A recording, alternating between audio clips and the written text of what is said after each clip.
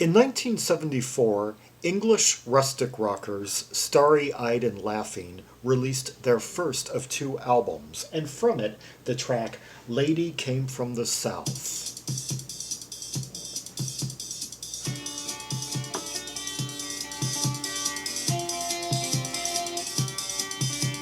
Hear that Rickenbacker? It sounds like a 12-string Rickenbacker, or maybe a duo.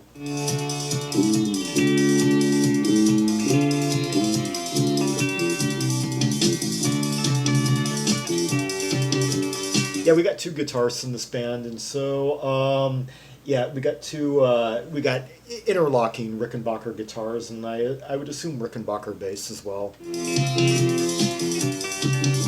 I like that clickety click of the drum. That was kind of like this really staccato, snappy drumming style was filtering in through like the London pub scene during this time period. Like I noticed that like us. The recordings by like the 101ers and Eddie and the Hot Rods, some of those bands would have like a really tight like hi hat going along and just snappy beat and all.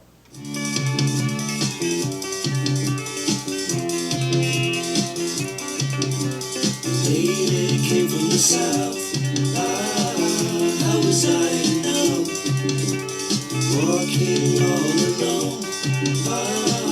Nowhere else to go. Those kind of spectrum harmonies, as I refer to them, in the vein of Crosby, Stills, and Nash. You know, kind of soft, kind of lazy, slightly. She took me by surprise. It was her eyes. Yeah, where each person who comes in like hits a different note within the underlying chord. Like one singing maybe in the root note, one singing adding a third, another's adding a fifth, maybe another's adding a seventh. Loved her for a while. It was a smile. Yeah, I love the notes within the chord that the harmonies are accenting. She said, I'm so tired of being alone, learning new ways to climb. Yeah, the harmonies are just completely making this, giving the track its nuance. A lot of minor keys, too, are creating quite a great bedrock for the harmonizing. Let's catch up with the lyrics to this. The lady came from the south. How was I to know? Walking all alone, nowhere else to go. She took me by surprise. It was her eyes. I left her for a while. It was her smile. Huh, so it sounds kind of like a 70s scenario, like hitchhiking, perhaps. He picked her up, or she picked him up, yeah. She said, I'm so tired of being alone, learning new ways to cry, and I'm no higher and no freer than most on a path to the sea, huh? Oh, that almost gives me kind of like a gypsy vibe here. And I'm no higher and no freer than most. F, E, yeah, B flat, G minor. On a path to the sea. Lady came from the south. How was I to know? Walking. Yeah, and they knew. Let's see. Let's meet the players on this record. On vocals and 12-string guitar, Tony Poole, and on lead guitar and vocals, Ross McGeeney. I'll explore them as we go along. Nowhere else to go. The way she looked at me, I felt so free. Hiding something away deeper than I could see. Yeah, those harmonies, like the way that that the backup vocals will come in at choice moments, like that second line in the verse. She said, I'm so tired of being alone, learning new ways to climb. Okay, let's see, what more of the lyrics do we have here? The way she looked at me, I felt so free, hiding something away deeper than I could see. Huh. yeah, that's kind of just retracing what we've been through. No higher and no freer than most on the path to the sea. Okay, that line on the path to the sea is perhaps like one of the operative lines in this track, because it represents the destination of where these sentiments are going.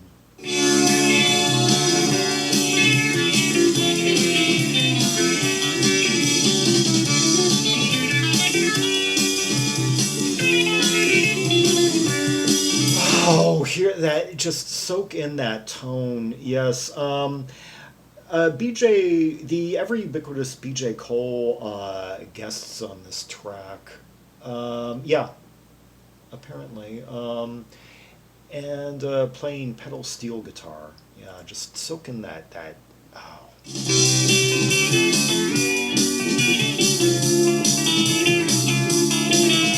That silvery tone, yeah.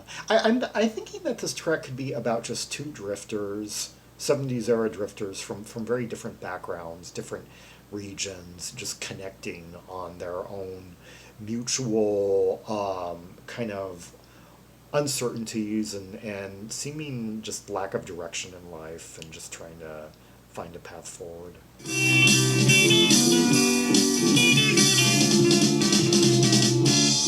They could be of very different ages too. The woman might be, the lady might be older, because lady is kind of an unusual word for young men to be using for a woman. Yeah, it's just. So tired of being alone, learning new ways to cry. Then again, it may have been more common back in the 70s. I'm not sure. I know I don't hear it very often these days. I use it, but then again, I'm kind of old-fashioned. No higher and no freer than most on the path to the sea. Came from the south. How was I to know? Okay, let's meet a few more of the people on here. Bass, vocals, Iain Whitmore, and drums, percussion, Michael Wackford. Came from the south. How was I to know? Came from the south. How was I to know? Came from the south. How was I to know? Came from the south. How was I to know? Yeah, I wasn't able to quite map out that one key chord progression because I flubbed it a little bit. It went F, and then I was thinking E minor, but then wait a minute, E minor to B flat. I didn't hear no, it went F to D minor. Yeah, because I didn't sense any tritones. It just F like F to and then from B flat though was a really choice kind of chord, giving the bridge its angularity, and then it also facilitated the plunge to G minor, because B flat's the relative major of G minor. And G minor is an unusual chord to hear in a lot of rock songs. It creates a certain kind of like dullness, a kind of deeper, kind of lower quality tonal wise.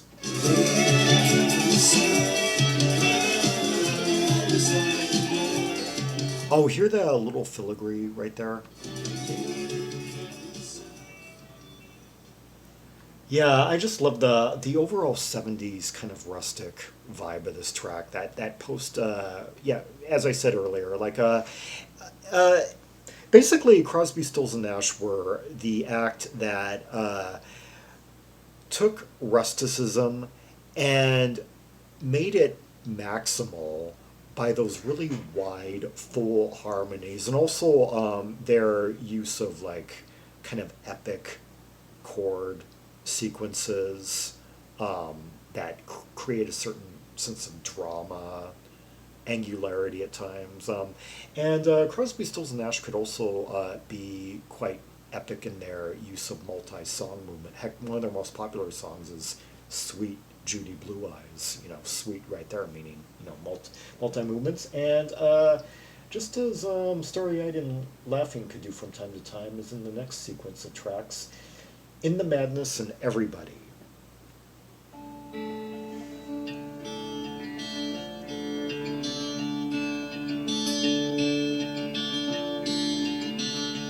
In the madness of the morning and the sadness of the moment, she says goodbye, starts to cry. Okay, we're hearing some similar chords as we heard in the last track. These are our key centers that work really well for them, with lots of minors, of course, and there's a lot of plucking. A bit more of it.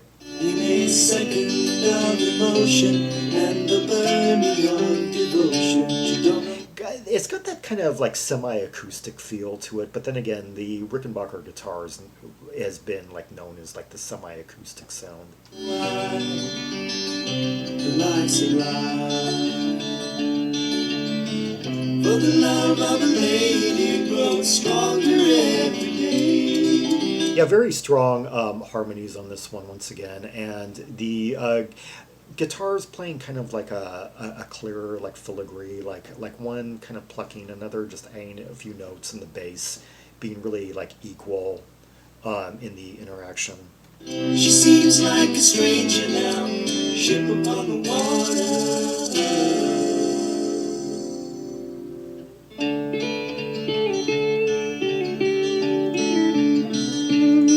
Okay, let's catch up with the lyrics here. "In the madness of the morning and the sadness of their moment, she says goodbye and starts to cry. In a second of emotion and the burning of devotion, she don't know why her life's a lie." And "For the love of a lady grows stronger every day. She seems like a stranger now, ship upon the water."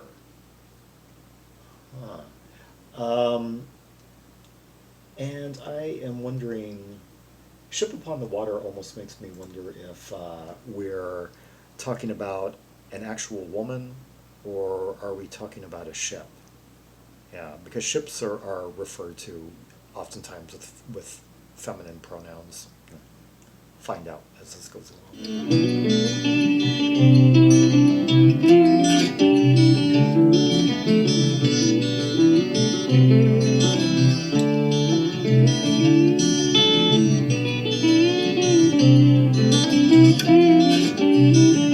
Appreciate that interplay between the plucking of the semi-acoustic and then the the mid-range soloing that's going up, twangy tone.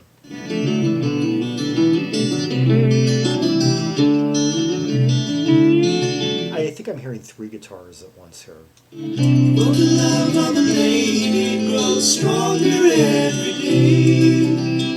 She seems like a stranger now, ship upon the water. The harmonies also kind of remind me of the band Byzantium, another rustic rock band from England, with slight symphonic leanings too. That had Chaz Jankel when he was really young in the band. Later blockhead and solo artist. He left the band when his funk leanings started to develop. In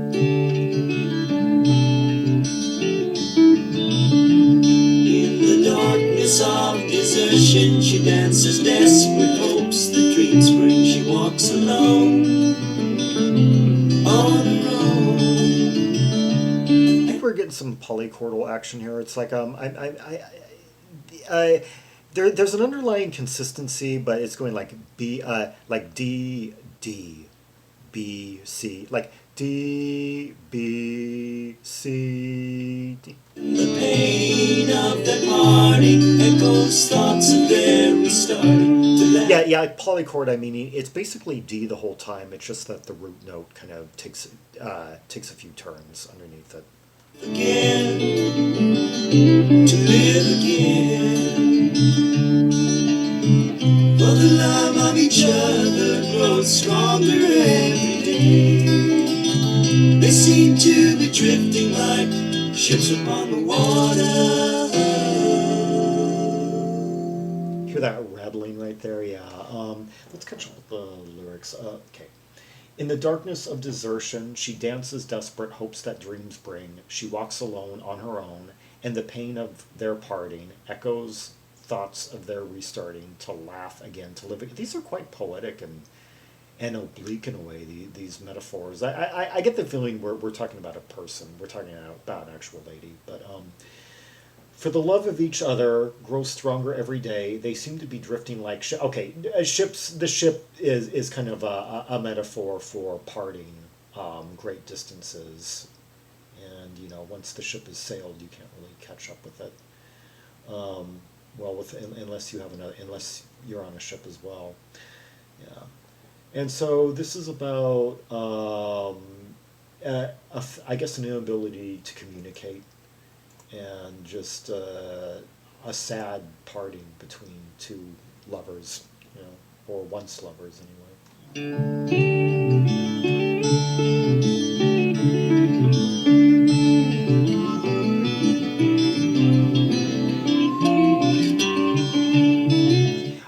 Yeah, and here we have some harp. I'm trying to think, when's the last time I heard that on any of the tracks I've done? It's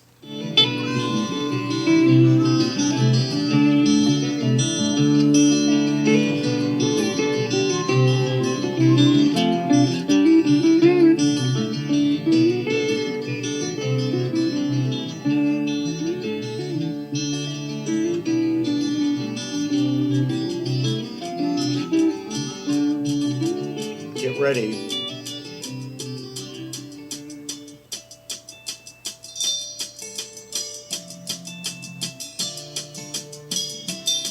Yeah, that real there's kind of like a sense of foreboding about this. That click click click.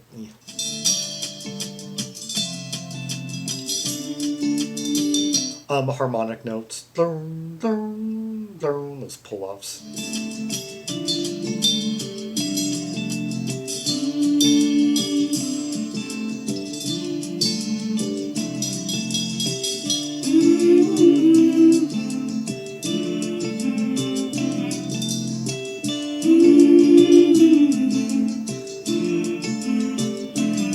It's worth knowing that the last track was written exclusively by Ross McGeeney, and I point that out because he seems to have quite a knack for metaphor. He has kind of like a poetic sense to him. Like the last track was pretty good in that department though too. That was written by Tony Poole. Yeah, yeah. Lady Came from the South was by Tony Poole. This is from these two tracks that we're hearing are by McGee. Everybody's sick of the burden. Nobody seems to care. McGeeney. Everybody's scared of deserting. Everybody wants to share. Everybody's tired of the cheating. Everybody wants a piece. Hear how that bass is like sliding around and just creating kind of like this smooth revolving bedrock for the kind of light interplay between the like metal and the Rickenbacker. Everybody's getting mistreated, but nobody is getting released.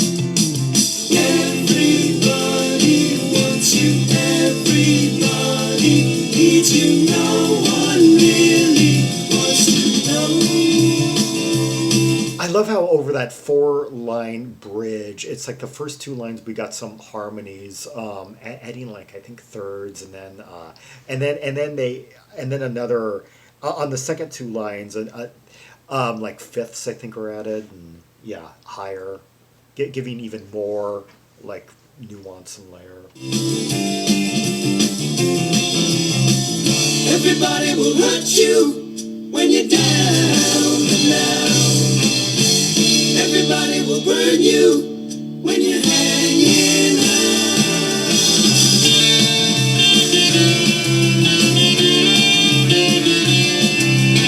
now we're going into like overdrive. We're going full steam ahead with the layers and the thickness and everything. And I just love the high harmonies on that chorus. Just so evocative of like the golden age of rustic rock of the early 1970s.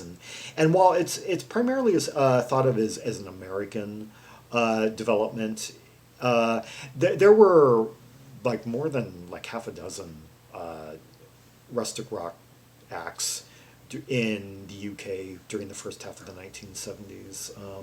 Before the, basically between like 1970 and 1974, 75-ish, and then it kind of got assimilated into the development of funky hard rock, or so it seemed.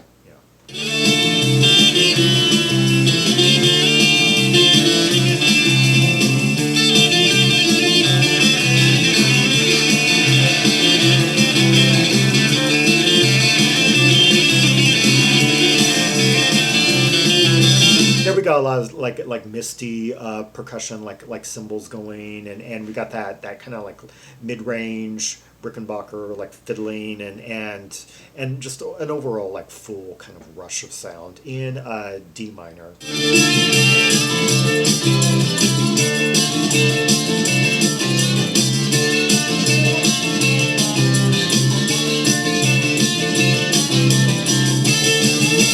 And a more strident lead tone right there, less more kind of like rock and like less fiddly.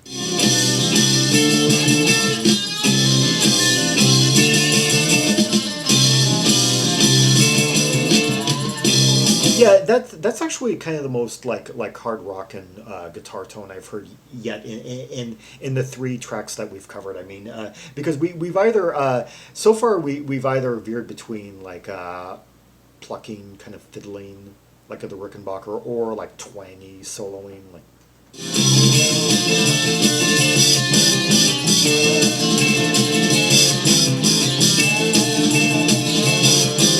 Oh, those moments with the yeah, the hi-hat and all that.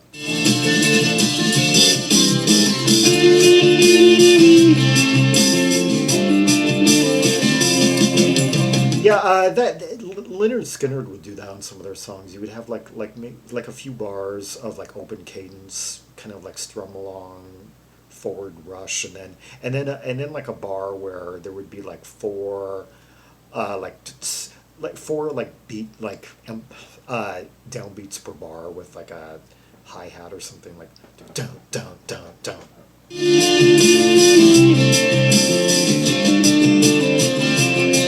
The climax of Freebird comes to mind. Down down down down down down down down down down down down down down bam bam bam like. Somebody's being rejected. Somebody's becoming a star. Somebody's being protected. Someone's cracking up in a bar. Okay, let's catch up with the lyrics to this number. Yeah, we're in part 2 of this suite. Everybody. Also written by Russ McGeeney. Everybody's sick of the hurting. Nobody seems to care. Everybody's scared of deserting. Oh, that word again. Yeah, desertion. Yeah, the part 1 had the word desertion. Yeah, that seems. Yeah, desolation seems to be a reoccurring theme on this album. Yeah. Everybody wants to share. Everybody's tired of the cheating. Everybody wants peace. Everybody's getting mistreated, and nobody is getting released. So no one is really finding what they're. People are just kind of being flanked by all these undesirables and not finding what they're after. Everybody wants you. Everybody needs you. No one really wants to know. Huh.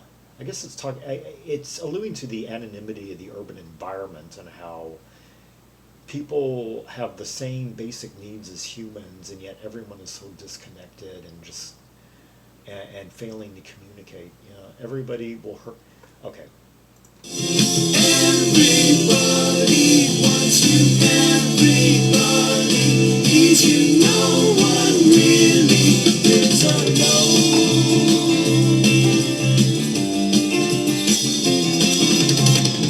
Everybody will bless you as they run. Everybody will force you Okay, let's catch up with the lyrics here. Everybody will hurt you when you're down and out. Everybody will burn you when you're hanging out. Somebody is being rejected. Somebody's becoming a star. Somebody is being protected.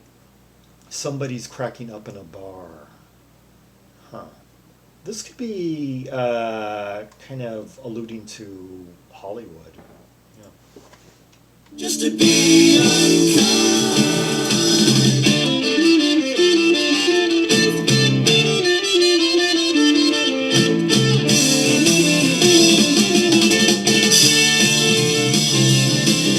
I love those epic like dropouts where it's just a spotlight on the guitar for a moment, and then when everything else comes back in, you have that big like epic like ascent, you know.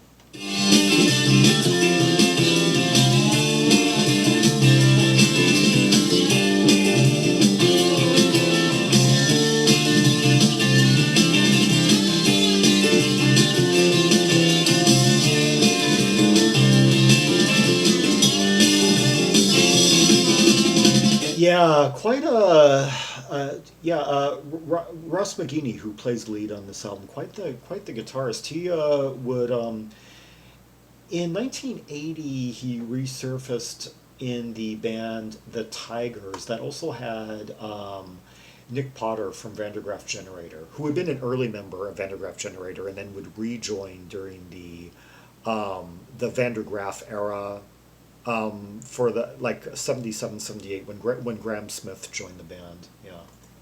Everybody's sick of the hurting. Nobody seems to care. Everybody's scared of deserting. Everybody wants to share.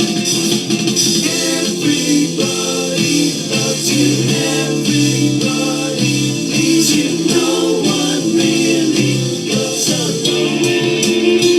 And it's also worth knowing that later on, like after two albums of kind of like rustic rock, epic rustic rock with this band, the Tigers were kind of more of a like ska, new wave type band. So to indicate his diversity as a player.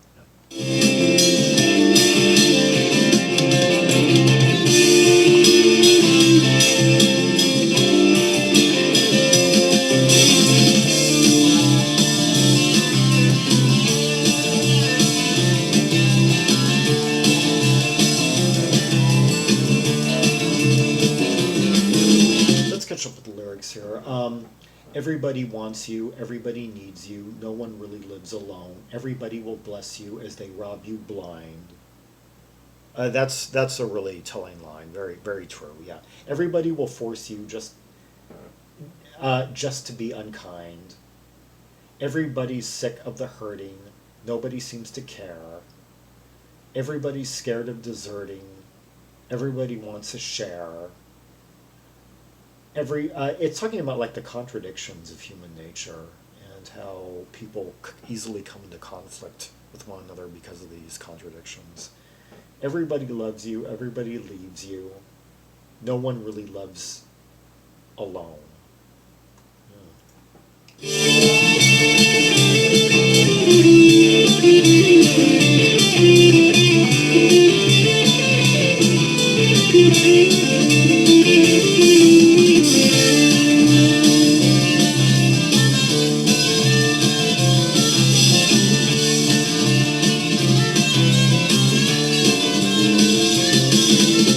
Appreciate how that bass is moving around, how it just like it'll get buried momentarily and then it will rise up with like a choice line, like an ascent or something that plays against the chords.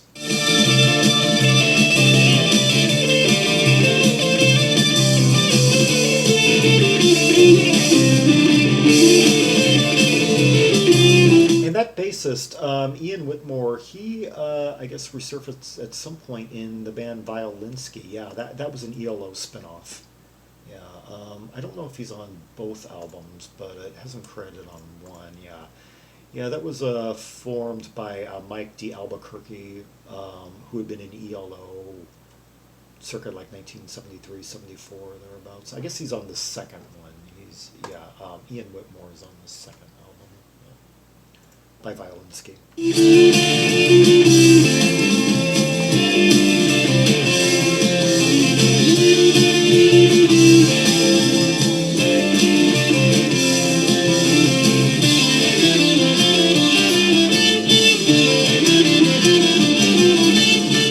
those epic, like you know, we're coming to kind of like the grand finale here as we kind of tighten up around those ascents. You know, after that whole rush of just flurry of just kind of each man for himself, sort of like colliding and yeah, and the drumming is quite good for this too. Michael Wackford, who didn't really do anything outside this band. Yeah, his only 3 credits are tied to this band.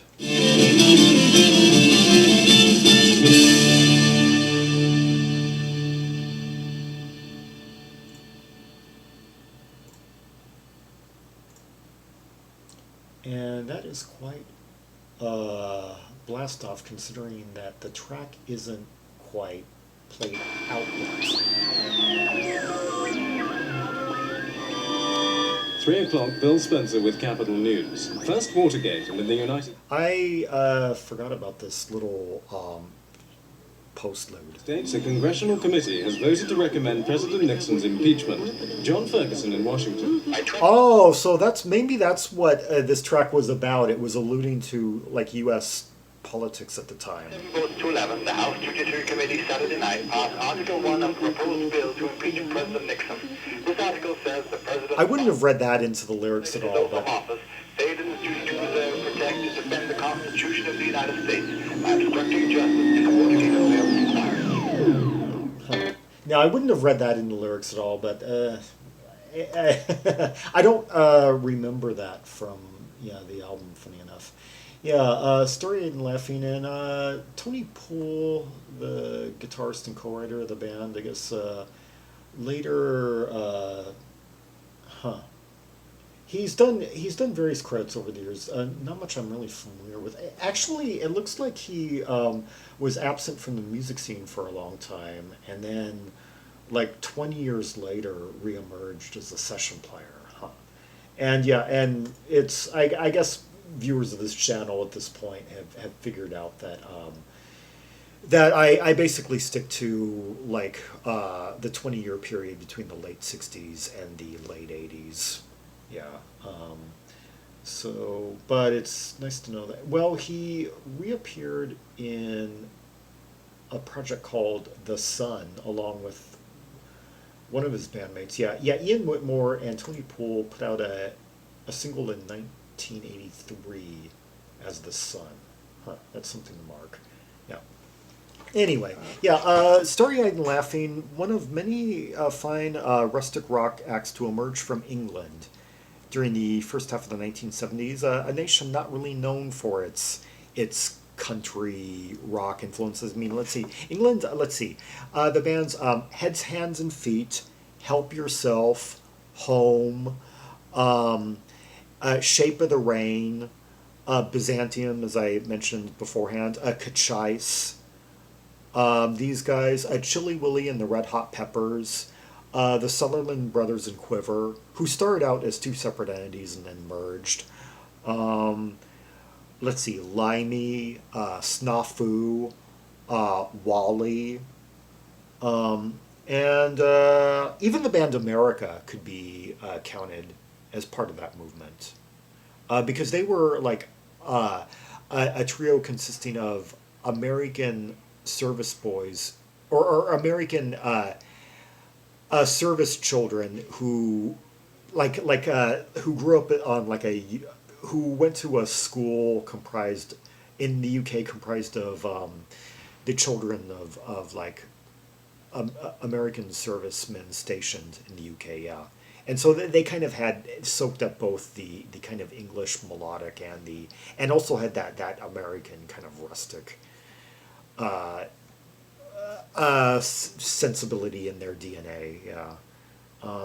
The band Tranquility, yeah. There were quite a lot of them, and I actually really the way I get into the rustic rock of the time period is through the UK bands that pervade the style, because I like how the English rustic rockers combined that kind of Beatlesque melodic sense with particularly kind of like the rubber soul-esque side of the Beatles with say a slightly borrowed sense of rusticism. And then of course Crosby, Stills and Nash being the U.S. UK the multinational act that kickstarted the whole trend and kind of made it more palatable and showed that it could be a creative force, that it isn't just like a static foundationalist style, primarily confined to like Nashville or funny enough L.A. It's strange that L.A. became kind of a hotbed of rusticism and rock during